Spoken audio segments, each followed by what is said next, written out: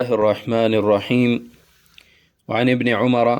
قال كنا في زمن النبي صلى الله عليه وسلم لا نعدل بأبي بكر أحدا۔ مشکات شریف کی حدیث نمبر 6025 باب مناقب ابی بکر رضی اللہ عنہ چل رہی ہے، اور اس باب کی یہ 7ویں حدیث ہے اور اس فصل کی یہ آخری حدیث ہے۔ حضرت عبداللہ ابن عمر رضی اللہ تعالیٰ عنہما فرماتے ہیں کہ کننا فی زمن النبی صلی اللہ علیہ وسلم، ہم رسول اللہ صلی اللہ علیہ وسلم کے زمانے میں تھے، لا نعدل بأبی بکر احدا،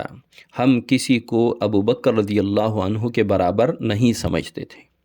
یعنی رسول اللہ صلی اللہ علیہ وسلم کے زمانے میں ہم صحابہ میں سے حضرت ابو بکر رضی اللہ تعالی عنہ کے برابر فضیلت میں، درجے میں، مرتبے میں، رتبے میں کسی کو نہیں سمجھتے تھے۔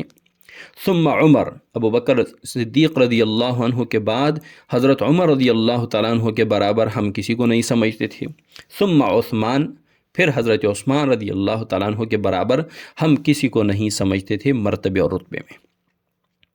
ثم نترک اصحاب النبی صلی اللہ علیہ وسلم، پھر ہم آپ صلی اللہ علیہ وسلم کے صحابہ کو چھوڑ دیتے تھے۔ لا نفاضل بینہم، ہم ان میں سے کسی کو کسی پر فضیلت نہیں دیتے تھے۔ یعنی ہم صحابہ میں سے کسی کو کسی پر فضیلت دینا چھوڑ دیتے تھے، ہم کسی کو کسی پر فضیلت نہیں دیتے تھے۔ سب سے پہلے ابو بکر صدیق کو، پھر عمر رضی اللہ تعالیٰ عنہ کو مانتے تھے درجے میں، پھر حضرت عثمان رضی اللہ تعالیٰ عنہ کو مانتے تھے درجے میں سب سے زیادہ، پھر اس کے بعد ہم صحابہ کو چھوڑ دیتے تھے، یعنی ان کے درمیان تفاضل چھوڑ دیتے تھے، ہم کسی کو کسی پر افضل نہیں سمجھتے تھے۔ اب یہاں پہ ایک اعتراض وارد ہوتا ہے کہ حضرت عبداللہ ابن عمر رضی اللہ تعالیٰ عنہ نے حضرت علی رضی اللہ تعالیٰ عنہ کا ذکر کیوں نہیں کیا؟ کیونکہ ظاہر پوری امت اس پہ متفق ہے کہ حضرت عثمان رضی اللہ تعالیٰ عنہ کے بعد درجہ حضرت علی رضی اللہ تعالیٰ عنہ کا ہے۔ تو حضرت عبداللہ ابن عمر رضی اللہ تعالیٰ عنہ حضرت علی رضی اللہ تعالیٰ عنہ کی فضیلت اور مرتبے کے منکر نہیں ہیں، بلکہ انہوں نے جس اعتبار سے ذکر فرمایا ہے وہ اس اعتبار سے کہ ابو بکر صدیق، عمر فاروق، عثمان غنی وہ عمر رسیدہ صحابہ تھے، وہ شیوخ تھے، وہ بڑے صحابہ تھے۔ آپ صلی اللہ علیہ وسلم ہر معاملے میں ان سے مشورہ کیا کرتے تھے، اور حضرت علی رضی اللہ تعالیٰ عنہ آپ صلی اللہ علیہ وسلم کی حیات میں نوجوان تھے، وہ ابھی اس عمر کے نہیں تھے، لہٰذا حضرت علی رضی اللہ تعالیٰ عنہ کو اس لیے ان میں شمار نہیں کیا، حالانکہ کوئی صحابی حضرت علی رضی اللہ تعالیٰ عنہ کے حضرت عثمان کے بعد فضیلت اور درجے کے منکر نہیں ہیں۔